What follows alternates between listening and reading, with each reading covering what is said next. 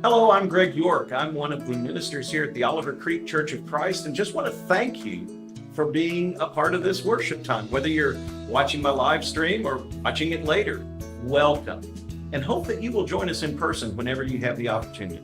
Hi, I'm Susanna Hollinsett, the children's minister here at Oliver Creek. I want to share with you what you can expect during today's worship service. We will sing songs together, we'll pray together, we'll take time to hear a message from God's Word, and then we'll take time to eat the Lord's Supper and remember Jesus' death, burial, and resurrection. All of this is for the goal and purpose of connecting with God and with each other. We're gathered around three core principles that really make up our mission here. The first is to glorify God, and we do that through our worship and also by the ways that we live our lives Monday through Saturday. We're also committed to loving one another by the ways that we speak, by the ways that we're present in the highs and lows, by the ways that we share homes with one another. And we're committed to blessing the world. So we don't want to keep the love and power and grace of Jesus to ourselves, but we want it to spill out from us into our community, into the city, and all across the world. Hi, I'm Seth Turner, one of the ministers here at Oliver Creek. We want to welcome you to our live stream this morning, but we also want you to know that we believe here at Oliver Creek that we're not just a church that happens on Sunday, but a community of believers that are being formed by Jesus Sunday to Saturday. From our youngest members to our oldest, we want to be a church that's happening every day and in every single moment. One way you can learn more about us is to go to olivercreek.org, where you can find more about our ministries, our values, our beliefs, our leadership, and so many other things. And also, we want to make sure we mention this morning to like, comment, and share this video, because you never know who may be encountering the message and good news of Jesus for the first time.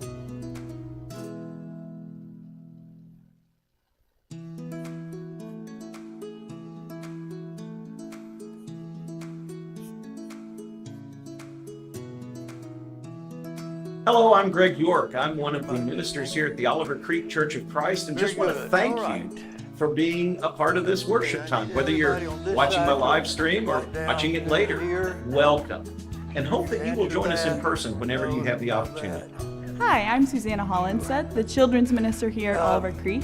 I want to share with you what you can expect during today's worship service. We will sing songs together, we'll pray together, we'll take time to hear a message from God's Word, and then we'll take time to eat the Lord's Supper and remember Jesus' death, burial, and resurrection. All of this is for the goal and purpose of connecting with God and with each other. 2 or 3 weeks. I've got to be out one Sunday here coming up in maybe Sunday after next, I think.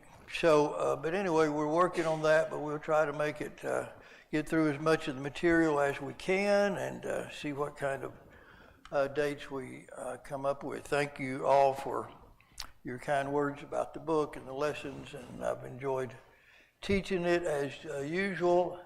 I taught this material quite a few times. You know, I taught it first, and then the second class I taught it to at Highland, I started writing the lessons. I was going to just write the lessons so I'd have them, and it turned into the manuscript. And did some other work classes as well. I think I taught total 3 different classes at Highland Street. They're adult classes. Time I was there, so I've always enjoyed teaching the material. I've taught it overseas as well. I'll tell you about that in a little bit. So anyway, appreciate that.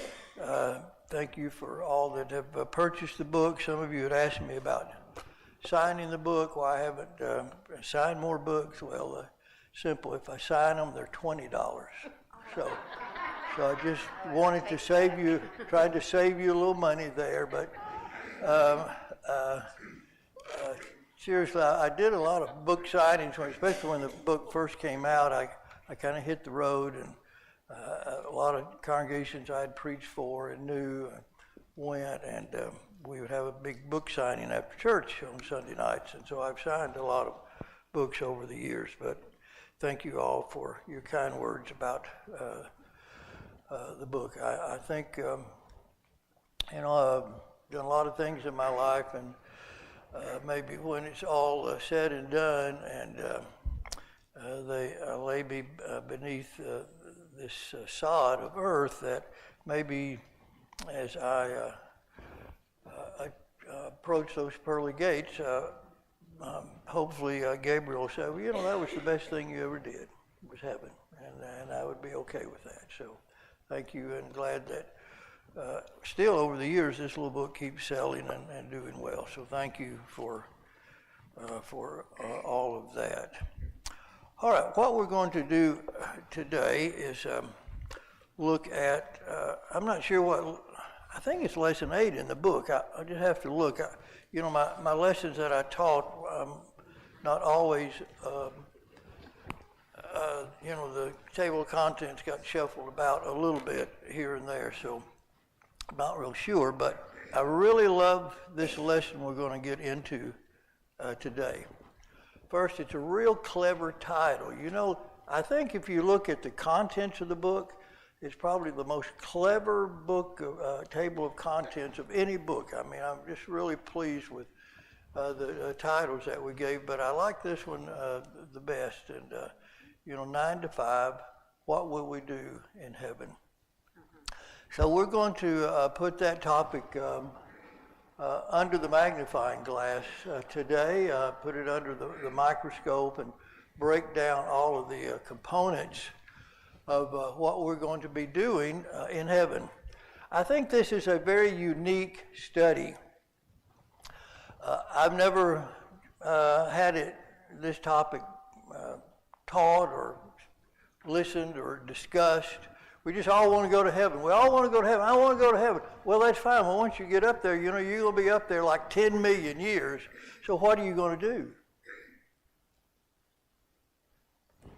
What are you going to do when you get to heaven? What are we going to do? Well, we're going to find our loved ones, of course, and rejoice in that. And that may take the first, maybe first year, and then you've got, you know, 10,999,000 years left. What are we going to do in heaven? So it's a really intriguing thought and title, and I think it's rather interesting. There's a passage, we won't go to it, I don't have time, but 1 Peter chapter 1 talks about the prophets long to look into their own prophecies about the one who was to come, you know, the Messiah. And then after the Messiah comes, then it says, you know, even the angels looked and were inquisitive about what these words meant. So there are a lot of things that about the hereafter that we're very inquisitive about. And rightfully so, human beings, we are by nature very inquisitive people. We're very active people. We like to do things. We like to build things. We like to climb mountains. We like to find new challenges. We like to go up into space. We like to play golf. We like to just do. We're very industrious people. We like to stay busy. We get involved in sports, and you know, many years ago, I can remember sitting and watching. I was probably watching a golf tournament for like 3 straight days in a row, and I was thinking, you know, it's nice to watch it, but I'd rather be out there playing it. You know, you'd rather be out there doing it rather than just sitting and watching it. We don't want to be too much of sitters. We want to be doers. You know, even James taught us that we're to be doers of the word. So we're to be active as Christians. We're to be actively involved in the Lord's work. So we're very active type of people. That's how that we're made. Couch potatoes, they're not the norm. That's not normally what people should desire to be or to do. We want to be involved. So will it be any different in heaven? Will we want to just stand there and sing for be on our couches to lay around on? So if be on our couches to lay around on. So if what will we be doing there? Whatever we're doing, will we get to go on vacation or what? Or will we just stand for all eternity around the throne and sing praises to God? Well, we do that in our church life, don't we? We stand around and and we sing praises to God. And if you're here at Oliver Creek, you stand a lot and sing. That's what we do. I've never seen a church where you stand so much and sing. So we don't want to be doing that for like a billion years. So what are we going to be doing when we're not, praising God in heaven? So it's an interesting topic, and one I hope that you will consider with me. I had to give a lot of thought to this thing and just dwell upon it, and I'll tell you in a minute where a lot of this thought took place. But I want to read from Revelation chapter 7. Revelation chapter 7. Here is one of the spots in Revelation. We're kind of looking into the hereafter that is described for us. We find in verse 4, and I heard the number of those who were sealed, 144,000 sealed from every tribe and sons of Israel. And then it gives 12 mentions all of the 12 tribes, 12 times 12, 144. So that's kind of a figurative number indicating all of the people from the children of God that will be sealed or saved in that salvation. Several years ago, I had a couple of the Mormon elders come knock on my door. Y'all ever had, young boys in their ties, Mormon elders as they're called? And I said, yeah, I'd love to study the Bible. Come on in, let's study. Oh, no, I can't do that, but I'll have to talk to our whatever. But eventually I actually got a study set up. A man, one of their superiors, I guess, came and actually sat down in our home when I was in Birmingham. And he started on this 144,000. They believe that that's the number of people that's going to go to heaven. See, it says right there, the number of those that were sealed, 144,000. It says that. So, well, kind of a figurative number. And you know why I know that? Know why? Well, because the next verses after that, verse 9 says, and after these things I looked, and behold, a great multitude which no one could count. So many up there, you can't count them all. Well, he left shortly thereafter. I looked, and behold, a great multitude which no one could count, from every nation and all tribes and peoples and tongues, standing before the throne and before the Lamb, clothed in white robes, and palm branches were in their hands. And they cry out with a loud voice, saying, salvation to our God who sits on the throne and to the Lamb. And all of the angels were standing around the throne and around the elders and the four living creatures, and they fell on their faces before the throne and worshiped God. So here is the first image that we get of what heaven will be like. There'll be people there from every tribe and nation on earth. Every person around the world that's ever served the Lord will be there, and a number that can't be counted. It's a great multitudes, and we'll be standing around, and the angels will be standing around the throne. Again, everything in heaven revolves around the throne, and we'll be praising God. So we got that. Okay, we understand that. We're going to be standing around the throne. We're going to be singing praises to God. All right, verse 13 though. Then one of the elders answered and said to me, those of you who are clothed in white robes, and who are they, and where have they come from? And I said to him, my Lord, you know. And he said to me, these are the ones who came out of the great tribulation. This was, of course, Revelation was written during a time of a great persecution under the Roman emperor. These are those that were martyrs, and they have washed their robes and made them white in the blood of the Lamb. And for this reason they are before the throne of God, and they serve him day and night in his temple, and he who sits on the throne will spread his tent or tabernacle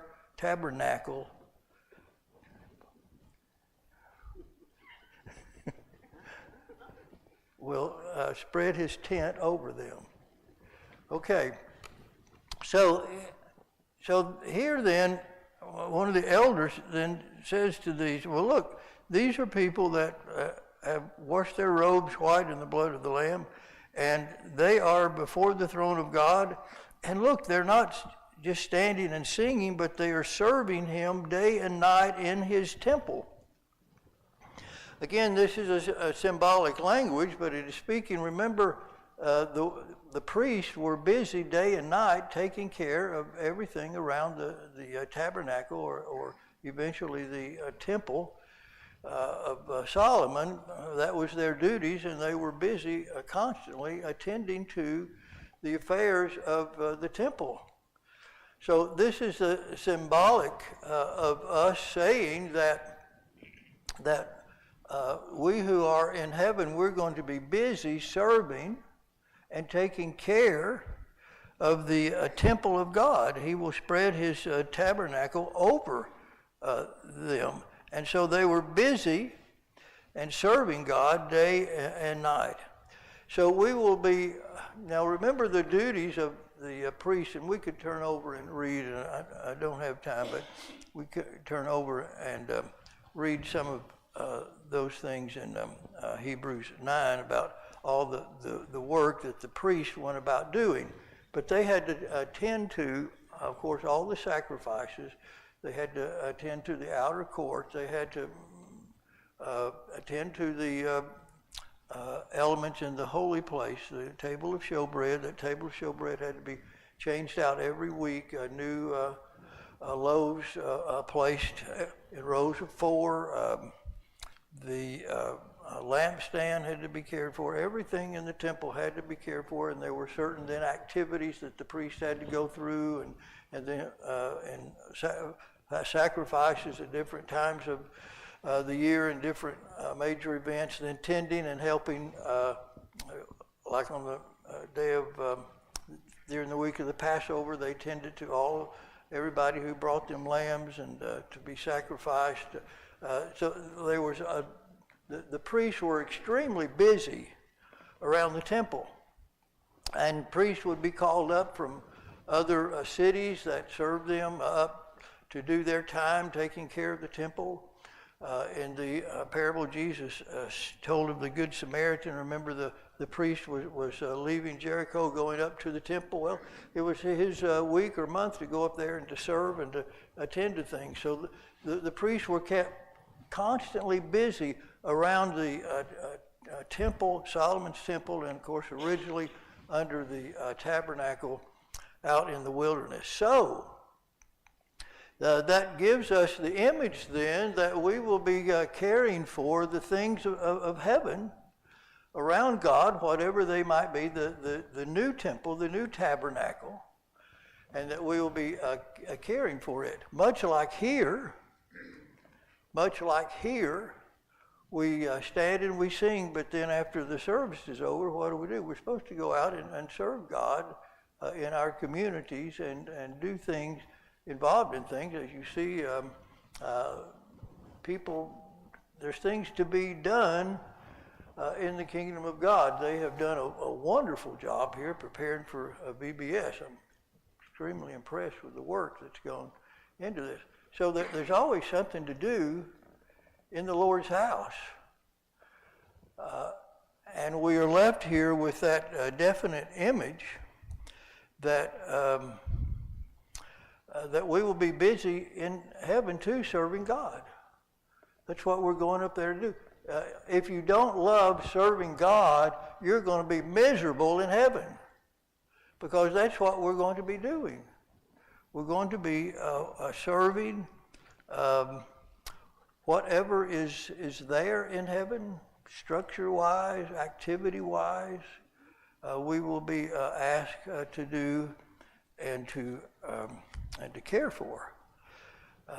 Yes, there's periods of great worship and praise, yes, but we will serve him day and night in his temple. We will be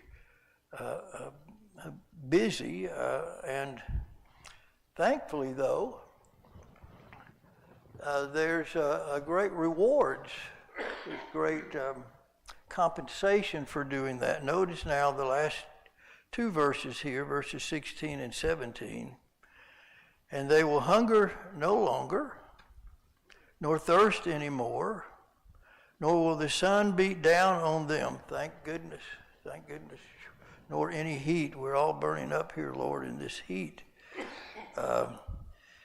For the Lamb in the center of the throne will be their shepherd, and will guide them to springs of the water of life, and God will wipe away every tear from their eyes.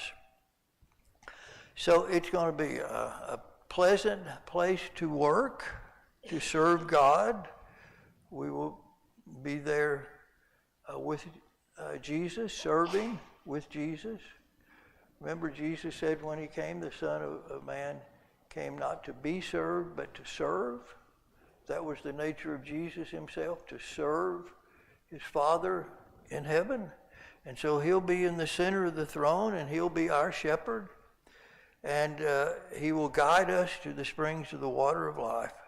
And God will wipe away every tear from their eyes. It will be a period of a joyful, happy service to God. So think about it like this. When you think about what we will do in heaven. I think everybody kind of knows the answer to this question, but I'll ask you anyway. What was the original heaven?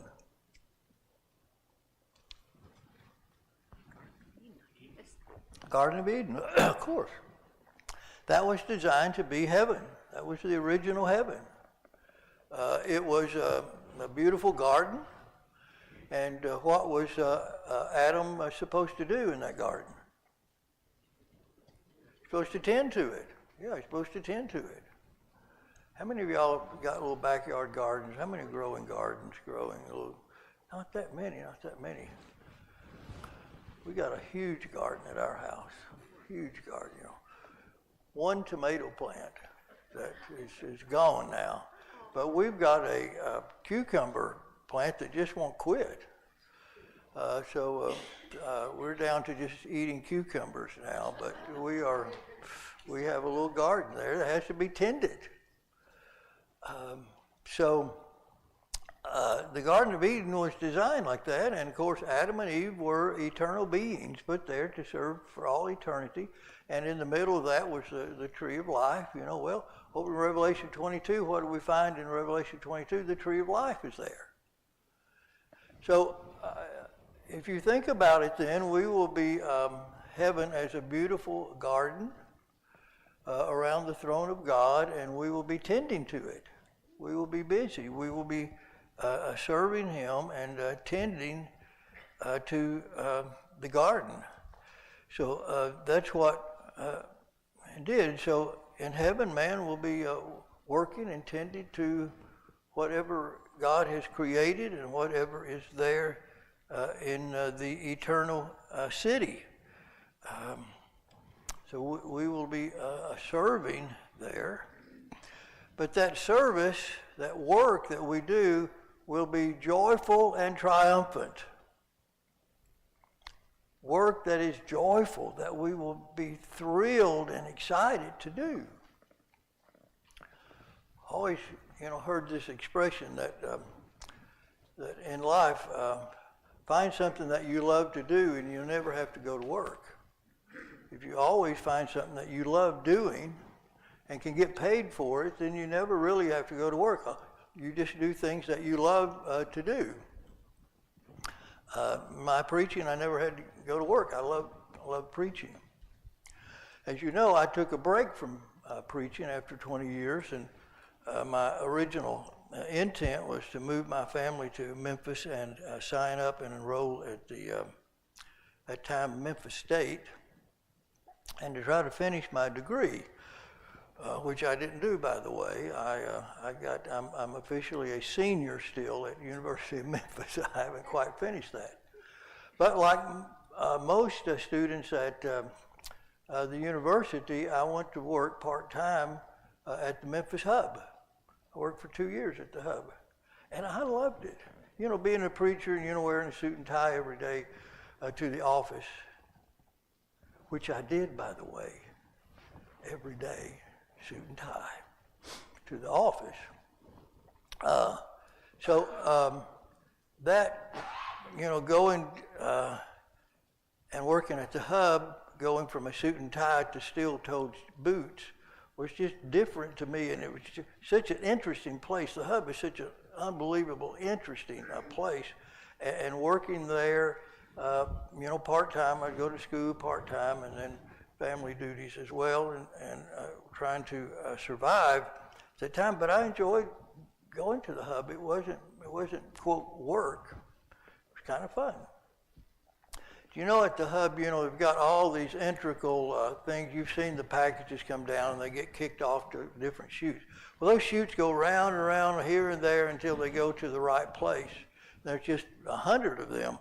Well, sometimes a package will get knocked off the chute, going down through the chutes, or sometimes even damaged or something. Well, you know, after the sort is over and everything's done, they have a little, like a skateboard little thing, that you get on your stomach and you ride down through there and check all the chutes had to be checked to make sure there weren't packages that were damaged or misplaced. And I would volunteer and go do that. That was fun. Get on there and hear you going down through there in the chutes. I mean, it was I loved working there.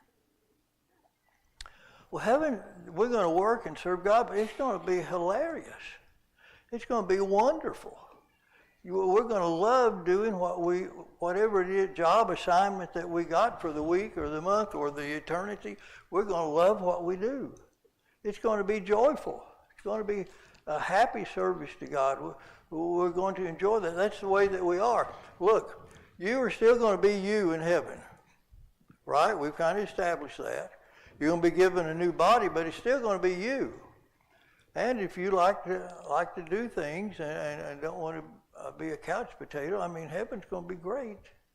There's going to be so many things to look into and to do, and you know, you might be assigned to work some week right along with King David, or you know, how wonderful will that be? The people you'll be around and meeting and getting to know, it's going to be fantastic.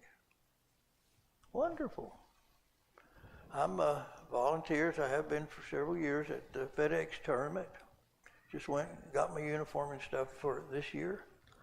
We're working. All of us are working there, but we're volunteers, and we love going and doing that job.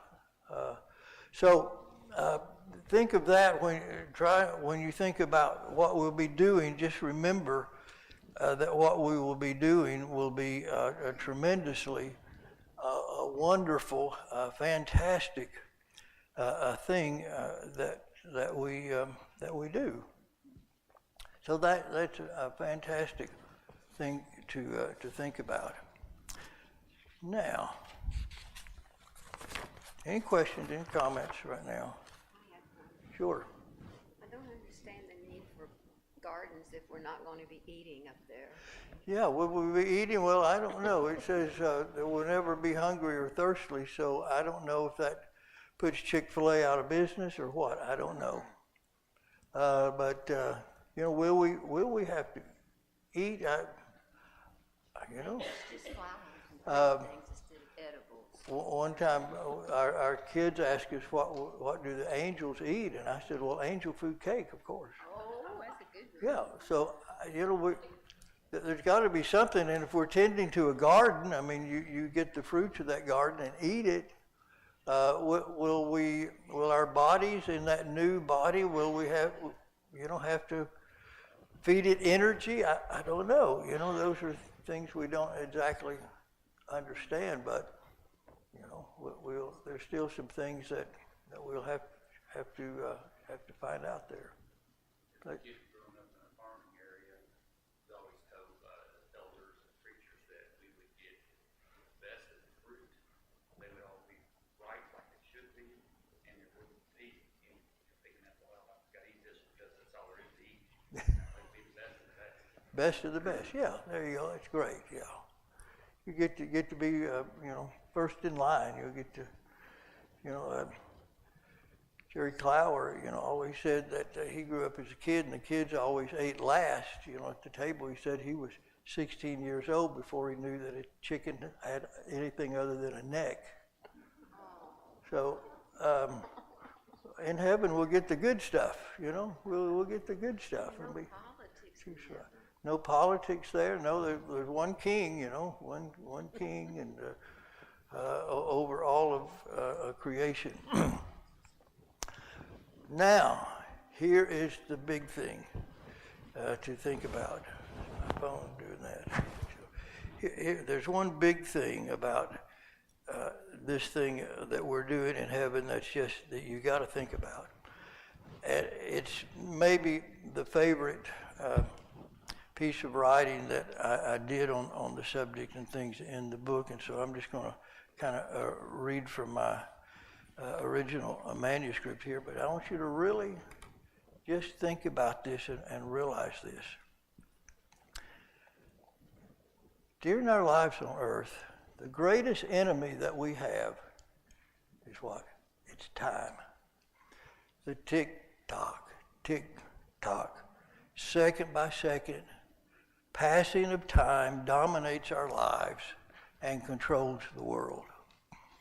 When we're young, we don't think much about time. Time seems to kind of stand still. It's kind of an odd concept, sort of a strange friend, this thing of time. But then time begins to nibble away, becomes a skillful thief and a cruel destroyer. It begins to take from us. It begins to contain us, control us. We first notice its cruel nature as it drags out our work days like years, and then whisk our vacations away like seconds.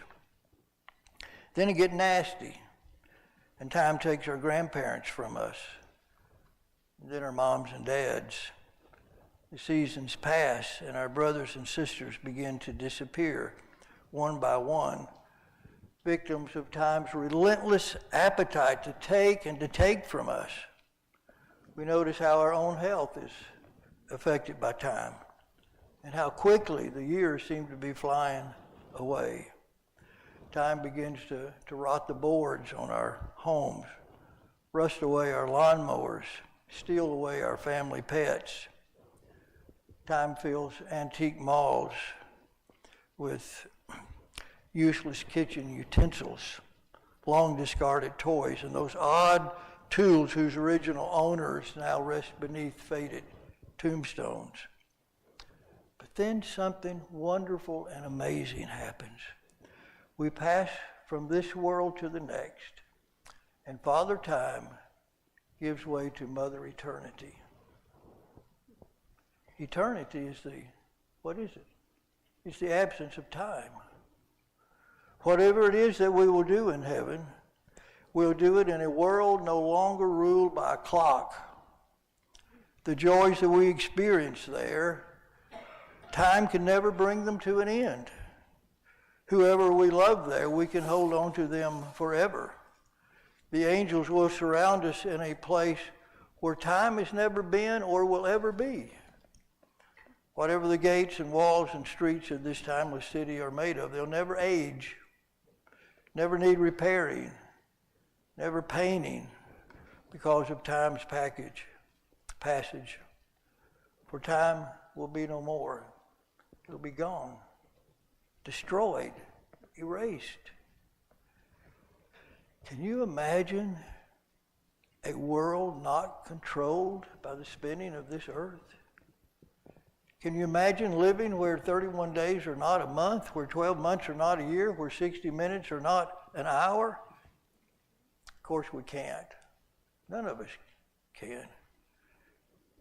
But this is the world that we're headed into, a place where time simply doesn't exist. When we will join with God and live one day as if it were 1,000 years, and 1,000 years as if it were one day. We will find ourselves in that eternity that we have sung about here on earth, that says when we've been there 10,000 years, bright shining as the sun, we know less days to sing God's praise than when we first begun. A place where time doesn't exist. So whatever it is that we will do in heaven, it will not be controlled anymore by time. It simply will not exist any longer. Isn't that a great thought to just think about? We're all controlled in this world by time, but in heaven, no more. All right. Several years ago, my old college buddy Steve Watson, he preached for the College View Church in Athens, Georgia, University of Georgia. They had a student center there for all the college students, and every summer they supported a work in Fiji, and they would take a group of college kids over to the beautiful island of Fiji in the South Pacific to do a mission work. And Steve invited me one year to go and do all the preaching during the campaign at night, which was great, and be with all the college kids. Then a couple years later, the missionary there was going to be back home all summer, and they wanted Steve to come over and to, kind of keep things, the work going. And they had a summer school that went on every night of the week where they would teach some in-depth Bible stuff. So Steve asked me if I would go and teach my Bible stuff there. So just Steve and I went, and 3 and 4 nights a week, I taught 2 hours a night. We covered 2 lessons a night. We did that for 2 weeks. And a lot of this subject about what we would do in heaven was kind of still in the works. The book hadn't been printed yet. We're still dealing with the manuscript. And so we discussed a lot of these things, and a lot of the thoughts that I shared with you are things that Steve and I would sit around and talk about. And one of the great points that Steve mentioned and that we talked about some that I never really thought about that much, but the one thing about heaven that we need to understand is that it will be a reward. We're going there to be rewarded. We're going to get a reward there. Now, we know those rewards come in a lot of different ways. I want to look at 1 Corinthians chapter 9 for just a quick minute. 1 Corinthians chapter 9, beginning at verse 24. He says there, "Do you not know that those who run in a race run not only, but only one receives the prize? Run in such a way that you may win. Everyone who competes in the games exercise self-control in all things. They then do it to receive a perishable wreath, but we an imperishable. Therefore I run in such a way as not without aim. I box in such a way as not beating the air, but I discipline my body and make it my slave, so that after I have preached to others, I myself will not be disqualified." We're running that race, and we're all running to win what? To receive a prize. We're running to receive a prize. Paul uses the example of the Roman, games. You would win a prize or a boxing match, as Paul mentions here.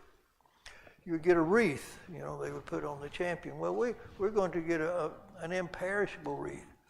Paul called it a crown in 2 Timothy 4, that he would receive a crown of righteousness as a result of his work. So we're running to get the prize. We're running to get the reward. there's going to be a great reward for everything we've done. Now, we could talk about those rewards, but I want you to understand that we're going to be getting that great reward that God is going to give to us as we run this great race. One year I was able to go to the Masters golf tournament in Augusta, Georgia. I went with press credentials, by the way, and that's another story I won't tell now. But one of the other reporters there kind of took me under his wing and was showing me around. And we went to inside the clubhouse, and he showed me a little staircase, and the clubhouse goes up a little set of stairs into the second floor. And he says, that's the champions' locker room. Now, they have a locker room for everybody, but if you're a past champions of the Masters, you get to go up and you have your own special locker room up there of just past champions. And if you ask almost any professional golfer, if there's one tournament you could win of all the tournaments in the world, even over the British Open that they're playing today that Scottie Scheffler's going to win, of all the tournaments, they'll all say, I want to win the Masters. Why? Because of the reward that it gives you. Not the money. Yeah, you're going to get paid a big paycheck. But they want that locker room. They want to be able to go up those stairs and have their own special locker and have their green jacket hanging there when they get there, and to have servants there bringing them their food and just sitting around with others who have won the prize. They want to have the honor of being invited back every year. As long as you want to come back and play this tournament, you can come back and play. They want to be able on a Tuesday night of the tournament to be able to attend the winners' banquet or dinner every Tuesday night. All the winners have a special banquet, all of them together. They want to win that tournament. Why? Because of the reward. It's just such a special reward place. Why do you want to go to heaven? Well, it's because of the reward that is there. It's such a special place, special gift. I want to run, and I run this race, and I do the training, and I sweat it out, and I give up my Sunday mornings, and I give up my Wednesday Bible study time. I do all of that. I try to live a good life. I do all of that. Why? To win the prize. If not, what are we doing here? You know, as I said at the beginning of this class, we all want to go to heaven, and if we don't, why are we here? It's why we're here, isn't it? We're in a race. We're running it right now. And we're looking to Jesus, the author and finisher of our faith. He made it across the finish line, and he showed us the great prize that comes with that. And so we're running that race to receive the prize, the gold that God has given to us. So whatever it is that we will do in heaven, it will come in the form of a reward. Well done, thou good and faithful servant. Then he said, you've been faithful over a few things. I will make you master over many. So you're going to get a promotion, you know. Lord, all I've been doing is cleaning the church building all my life. Well, you're going to get a promotion. You're going to get up, and it's going to be a better job for you. We serve here because of the reward that we've got coming to serve and to be with him. All right, questions or comments? I'm about through. Yes. I think too many of us focus, especially with this heat, it's crossed my mind. Man, if it's this hot here, hell is going to be terrible. And I think a lot of us are being good to escape hell, and whereas we should focus on the reward rather than the punishment. Yeah, my great friend, you know, we were involved in working with the deaf, and I had a great deaf preacher, a friend that I traveled a lot with and interpreted for. And when he would hold a gospel meeting, he always had this sermon about why I want to go to heaven. And his very first point was, because I don't want to go to hell. And that's a pretty good reason. Yeah. We have that lesson coming up, I think. I'll have to look at how many weeks I've got left here, but I really want to do this one on hell, heaven's only alternative. If you don't make it to heaven, there's only one other place, you know. So if you think, well, look, I'm not going to work so hard and make it to heaven. I think I'll just take that in between. Well, there's no in between place. It's just one other place. And it's a place of torment. And we're going to look at that in a story that you've probably never, ever heard before about why Jesus called it Gehenna. And it will send shivers down your spine when you hear that. We'll try to get to that in a few weeks. So you sure don't want the alternative, that's for sure. Have I answered all your questions? Got to be one more out there. Yes?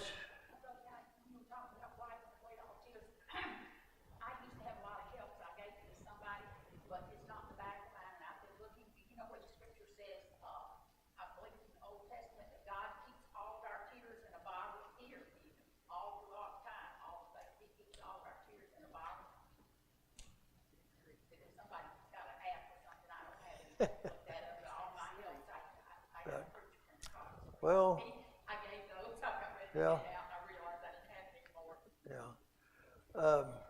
No tears in heaven we sing, you know, so I guess God's going to wipe away all those tears. I guess he's keeping all. Psalm 56 and 8. Thank you. It says, "You have kept count of my tossings, put my tears in a bottle. Are they not in your record?" Yes. Wow. Psalm 56, 8. Yeah, great verse. Thank you. Great verse, yes. Yeah, God knows what we're going through here, that's for sure. Our tears do not escape him. Great thought and idea, yeah. Yes?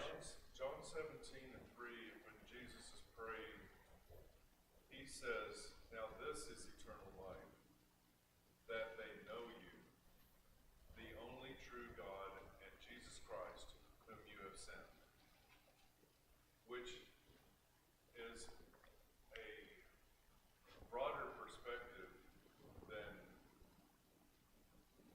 a motivation for a reward that is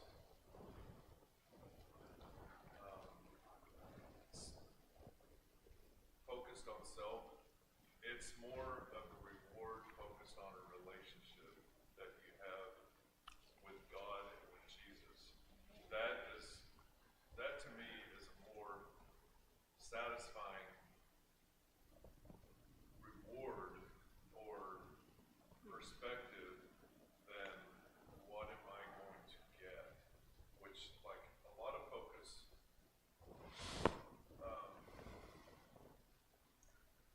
in my upbringing, the focus in teaching in the church, when it's focused on speaking about reward, was always emphasis on a mansion, a crown, and just being in the city and the description of the city. But there's no mention, was never a mention of relationship. And I think that Scripture really, Jesus really teaches relationship more than he ever taught any kind of. I know it's not a physical game, but we translate it a lot in our minds as something we still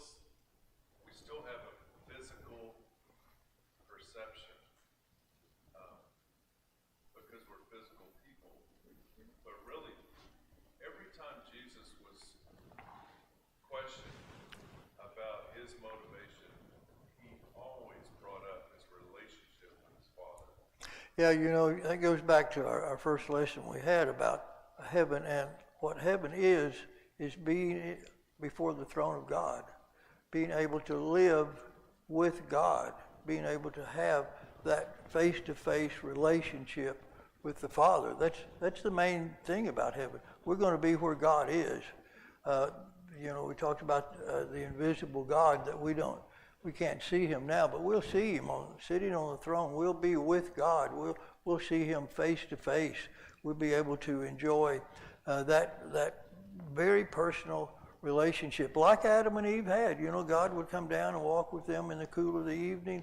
What a great relationship it is, and that translates, as you're talking about, the what the true joy of heaven is, just being with God and being able to enjoy a face-to-face personal relationship with him. That's what heaven really is all about. You're going to be with deity, and that's a concept that's just mind-boggling, really. Yeah. Thank you for that comment. All right, the bell's about to ring. We appreciate your time, and we'll see you back here next Sunday. Oh, people want to know, what are we going to study next? Well, let me see. Let me see here what I decided to do here, because I'm just talking to the preacher about how many Sundays that I have left.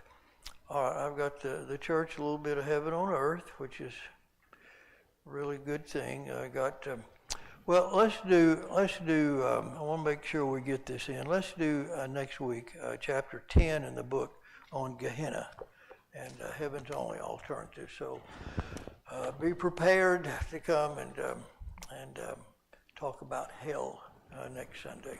Okay, we'll give them hell next Sunday. Okay. And there's something else that's going to take a lot of, well, here again, we don't have time to, but think of all the new people that you'll meet. You'll never get tired of Bumping into people, that's right, yeah. Exactly. Oh, yes, that'll be a wonderful one.